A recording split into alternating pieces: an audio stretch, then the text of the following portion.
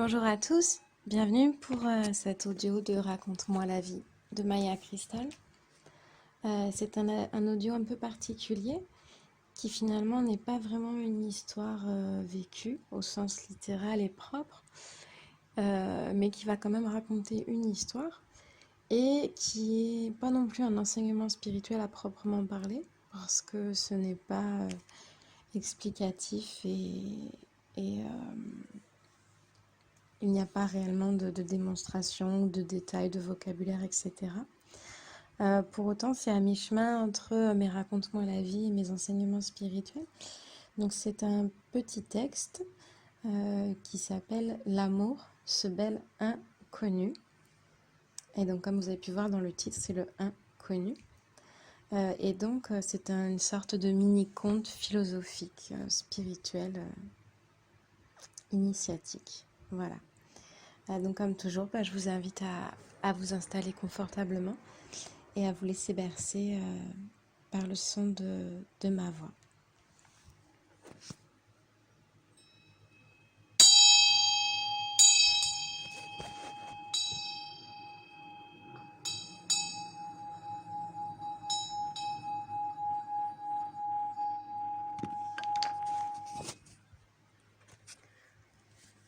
Quand l'amour vint toquer à ma porte pour la première fois pour s'inviter dans ma vie, il bouleversa tout sur son passage, si bien qu'à peine sur mon palier, à quelques centimètres du seuil, je lui refermai la porte. Comment aurais-je pu le reconnaître? L'amour m'avait été si souvent masqué sous de fausses apparences, des parades, des perversions. Pourquoi lui aurais-je ouvert la porte et le cœur de ma maison soi, alors que je le pensais banni à tout jamais de ma vie? Et qui était-il, finalement, ce bel inconnu, que j'avais depuis si longtemps perdu de vue? Afin de reconnecter à la source, à l'unité intérieure, à mes origines profondes d'âme énergétique, poussière d'étoiles électromagnétique, je me remémorais celui qui me manque tant et celui que nous cherchons, sans le recontacter, sans peur ni souffrance. Mais qui c'est celui-là? Qu'est-ce qu'il me veut encore? Il va me questionner, essayer de m'aider, ou bien me juger. Papa et maman m'avaient pourtant souvent répété de ne pas ouvrir la porte aux inconnus. L'amour était-il inconnu? Et puis, qui était-il pour se prétendre l'unité? Étais-je prête à rouvrir mon cœur? Et puis bon, pourquoi ramener un fantôme dans la maison? Mais l'avais-je un jour mis dehors? L'avais-je mis dehors et fermé à double tour la porte et les fenêtres, afin d'être bien certaine qu'il ne repointe jamais le bout de son nez? Saurais-je le reconnaître à nouveau et le laisser rentrer dans ma bulle afin d'y éclairer mon être? Quand je l'ai vu là, sur le seuil, je l'ai jugé, je l'ai rejeté, je l'ai non accepté, je l'ai presque crucifié sur le paillasson. Tel un brigand, un enfant mal élevé, une joie désireuse, je l'ai banni. J'ai pourtant le sentiment profond que la plupart des êtres vivants aspirent, plus ou moins consciemment, à le retrouver, et même à vivre à ses côtés. Certains le cherchent dans l'ivresse des drogues en tout genre. Certains veulent l'atteindre dans une quête de spiritualité. Il y a ceux qui croient l'avoir retrouvé chez l'autre et ne veulent plus jamais le lâcher. Il y a ceux qui y goûtent de temps à autre, sans faire le deuil de son départ. Après chaque bouchée, comme un mets délicieux, rarissime, dont on ne saurait se passer ni faire le deuil. Et puis, il y a ceux qui pensent qu'il est bien loin, qu'il est trop bien. Est-il trop bien pour moi? Et puis, il ne reviendra jamais m'aborder, ne serait-ce que quelques secondes. Je me demandais, a-t-on été abandonné des dieux? Ce que je cherche sans cesse dans la symphonie de la musique que me transmettent mes écouteurs. A-t-on été tant délaissé que seule la technologie peut parfois combler, de façon un petit peu illusoire, je crois, ce vide intersidéral, insaisissable béant en nous que l'on a tué, qui me tue, et essayer de cacher tout ce que l'on tait, tout ce que nous avons enterré, que l'on choisit de taire. Bien sûr, la force est dans la pierre, la joie est dans l'air. Mais en mon sein, où es-tu, mon bel inconnu? Es-tu celui qui va me flatter, me rassurer, de compliments? Non, je ne crois pas. Es-tu celui qui est toujours là, présent, attachant, pour m'aider, me soutenir, me supporter? Ah, j'aime bien celui-là. Non, je ne crois pas. Je crois que tu es quelqu'un qui m'est devenu comme un étranger, que l'on stigmatise, que l'on met hors de son territoire et de ses frontières, qu'on l'on emprisonne, de peur qu'il vienne prendre, piller, prédater, voler, violer, cambrioler. Et pourtant, je crois me souvenir, l'amour, lui, il ne veut rien. Il ne prend pas. Il se laisse vivre, il lâche, il traverse, il se balade et se laisse être. Il est empli de toutes les couleurs de l'arc-en-ciel, de toutes les fréquences, de toutes les longueurs d'onde, matérialisables ici-bas, dans ces dimensions.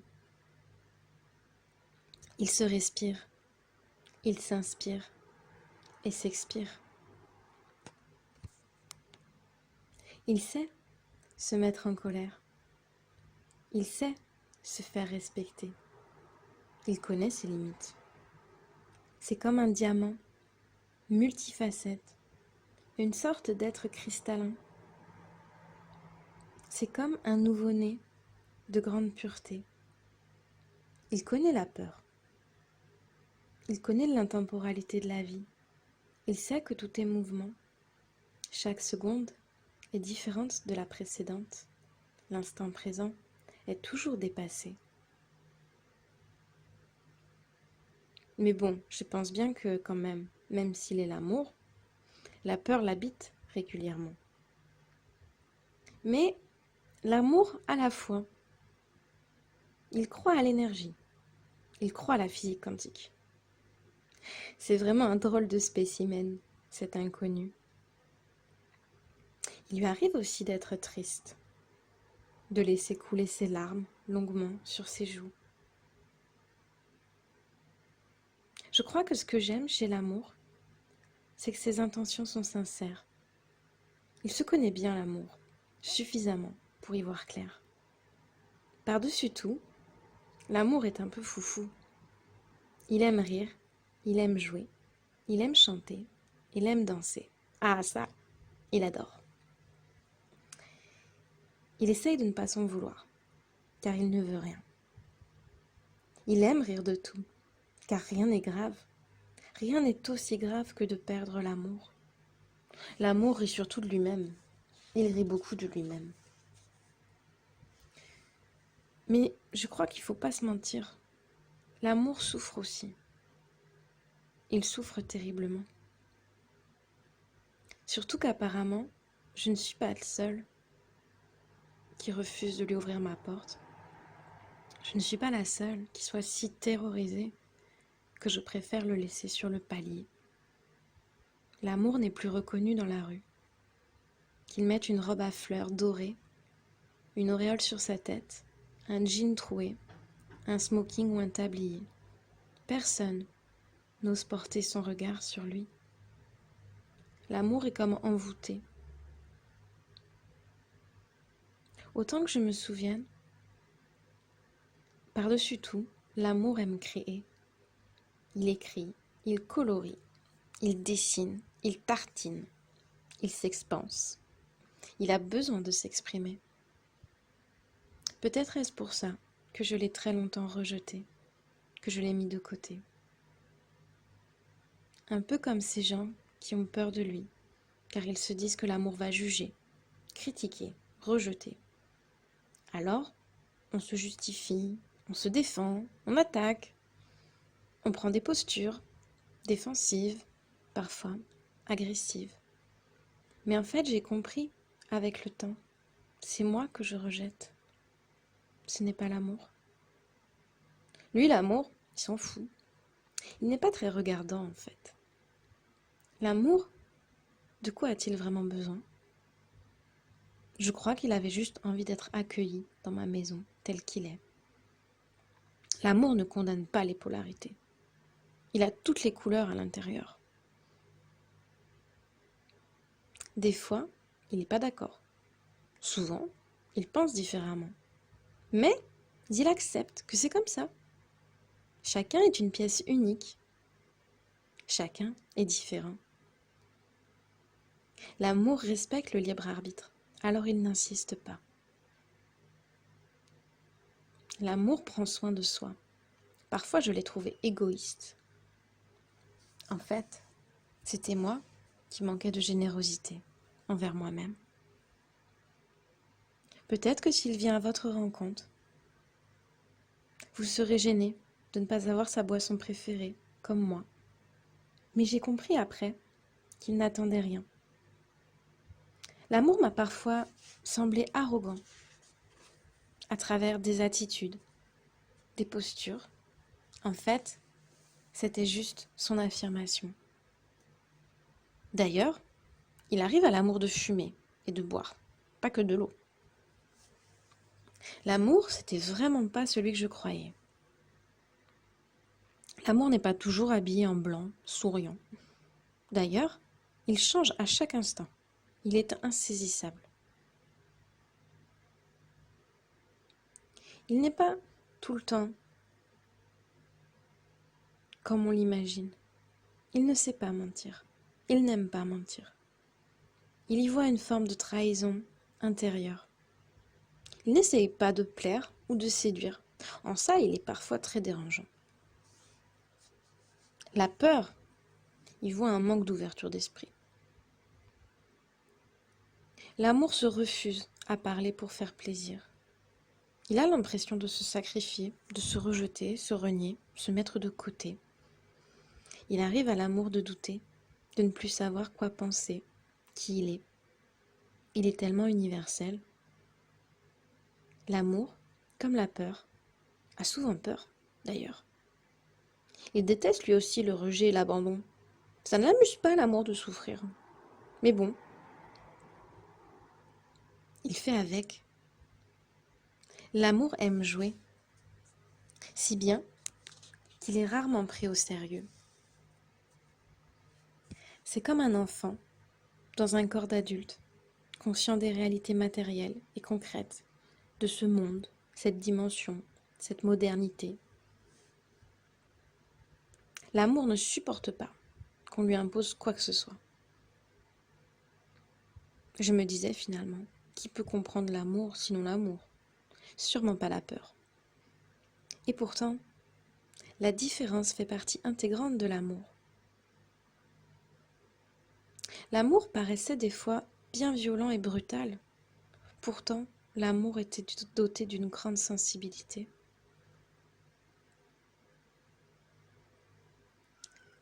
La peur aimait faire beaucoup de choses.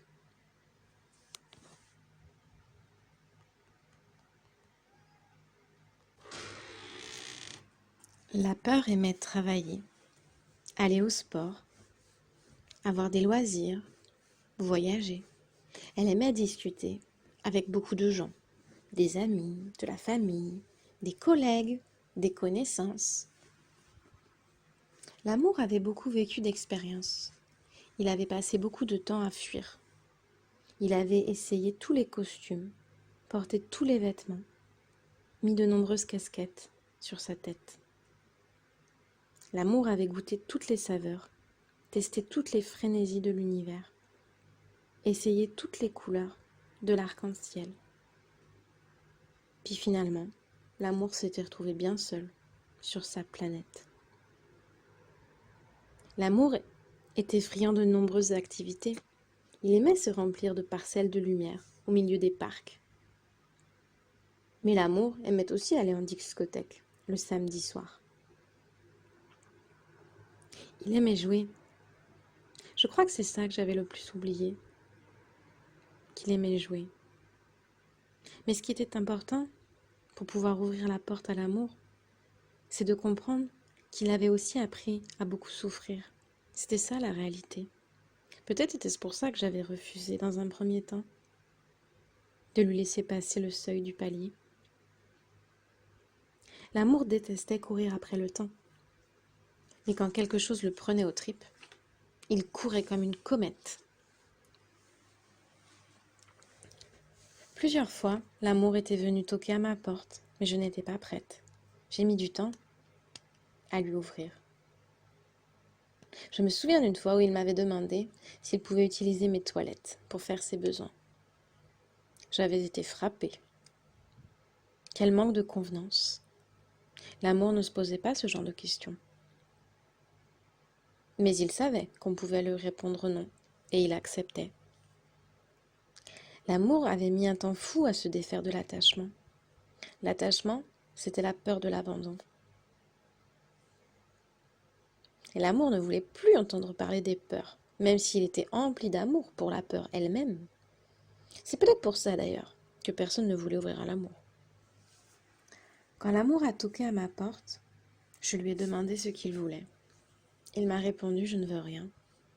Je suis juste une présence. » J'étais bien surprise, bien embêtée, que l'amour ne veuille rien. J'ai demandé, j'ai insisté, « Mais qu'est-ce qui pourrait te faire plaisir ?»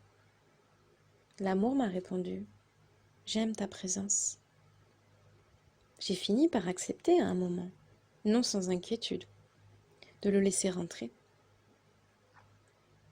L'amour avait cette fâcheuse tendance à être. Alors il ne put rester très longtemps. J'avais l'impression d'héberger un vieux fantôme, un défunt que j'avais sorti du placard ou de sous le tapis. L'amour, lui, avait l'impression d'être une sensation délicieuse, un retour à la source et aux origines. Au début, je n'appréciais pas trop la sincérité de l'amour. Je n'aimais pas trop cette spontanéité. Je voyais à travers l'amour quelque chose d'effrayant qui allait venir éclairer tout ce qui était dans ma lettre chez moi, tout ce que je n'aimais pas, toutes mes peurs. Je sentais en l'amour quelque chose d'incontrôlable, d'insaisissable, une force démesurée, impossible à maîtriser, à prédire et impossible à accepter. Il est vrai que l'amour ne rentrait pas dans les codes. L'amour ne rentrait pas dans les conditionnements. L'amour s'exprimait, l'amour parlait. Fait encore plus étrange et incroyable, l'amour me touchait. Il me touchait à distance, sans rien faire, sans rien dire. Il respectait mon espace et pourtant, il me touchait. Peut-être comme un enfant, un nouveau-né, un bébé, un vieux moine sage perdu sur une montagne du Tibet. Peut-être n'était-ce pas l'amour qui faisait peur à la peur, mais la peur de perdre l'amour qui faisait peur à la peur. Peut-être étais-je prête à laisser rentrer l'amour dans la maison, mais j'avais tellement peur qu'ils doivent ressortir un beau jour. Mais l'amour n'était pas quelqu'un que l'on séquestre. L'amour n'était pas quelqu'un que l'on pouvait enfermer à double tour. L'amour décidait d'aller et de venir. L'amour se laissait glisser. Alors si j'acceptais d'ouvrir la porte à l'amour, il allait me falloir accepter que peut-être il ressorte de ma maison à un instant donné. Je trouvais l'amour bien fou, bien indiscipliné. Il m'inquiétait. J'avais peur pour son état psychique. En fait, la peur, moi, j'étais dans une insécurité confortable. J'aimais être dans la peur. C'était devenu mon moteur. L'amour, lui, était instable, futile, changeant, intemporel. J'étais pétrifiée par l'amour. Est-ce que l'amour allait pouvoir rester dans mon salon plus longtemps? Prendre le thé, des biscuits? J'étais si bien élevée, j'étais si bien domestiquée, que j'avais tant voulu lui offrir du jus, du thé, du café. Mais l'amour n'avait besoin de rien. J'avais insisté. Et puis l'amour avait fini par accepter un verre d'eau. De l'eau minérale, pas de l'eau du robinet. Je ne me sentais pas à la hauteur. Comment l'amour pouvait-il venir chez moi, moi? Qui étais-je pour recevoir l'amour?